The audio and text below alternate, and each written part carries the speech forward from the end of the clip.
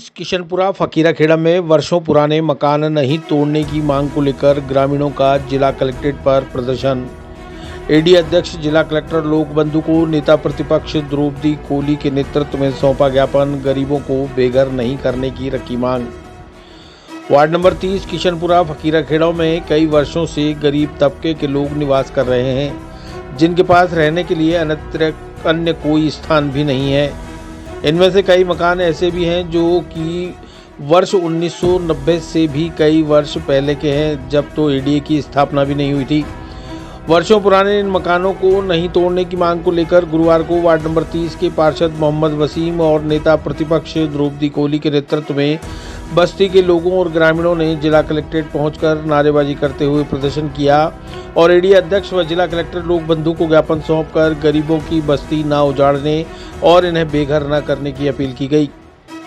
द्रौपदी कोली ने बताया कि अमीर और रसूखात वाले लोगों की ओर आंख और उंगली उठाने की हिम्मत न सरकार करती है न जिला प्रशासन, लेकिन गरीबों के आशियाने उजाड़ने के लिए सबसे पहले आमादा रहते हैं।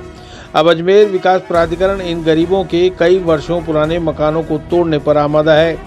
क्षेत्रवासियों को अजमेर विकास प्राधिकरण द्वारा वर्ष 2013 के अधिनियम की धारा के अंतर्गत तोड़ने के नोटिस दे दिए गए हैं, जबकि उक्त अधिनियम से पहले ही वह मकान और बस्ती में ग्रामवासी अपने परिवार के साथ निवास करते आ रहे हैं। पूर्व में भी अजमेर विकास प्राधिकरण द्वारा पुलिस बल का प्रयोग करते हुए इन्हें 10 दिनों में स्वयं अपने आशियाने छोड़ने और फिर उसके बाद 19 सितंबर तक मकान खाली करने व तोड़ने की हिदायत दी गई, जो कि बेवजह परेशान करने की नीयत है।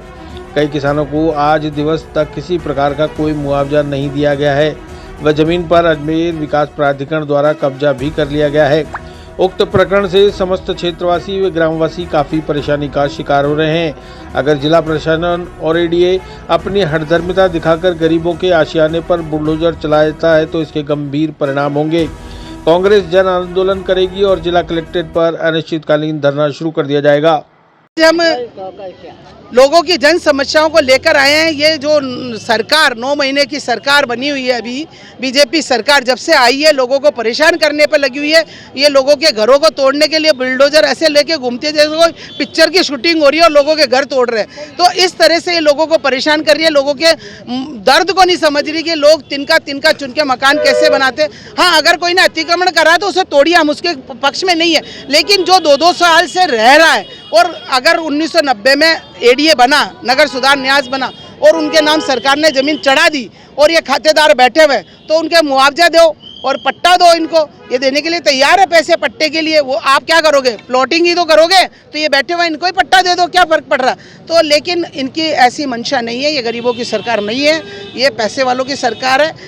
ये मार्ग अधिकार की बात करते हैं। मार्ग अधिकार पूरे अजमेर शहर का, मेरे पास मार्ग अधिकार का नक्शा है, आप पूरे शहर के मार्ग अधिकार को तोड़िए। आगरा गेट को तोड़ सकते हो, 120 फीट का हुआ है मार्ग अधिकार, तोड़ो हम आगरा गेट को। आप कचेरी रोड का तोड़ सकते हो, मेयो कॉलेज में 150 फीट का मार्ग अधिकार है, तोड़ो मेयो कॉलेज को। किस किस को तोड़ोगे, जनता को, गरीबों को तोड़ रहे हो आप। इन बड़े बड़े लोगों को, हाथियों को तोड़ो ना।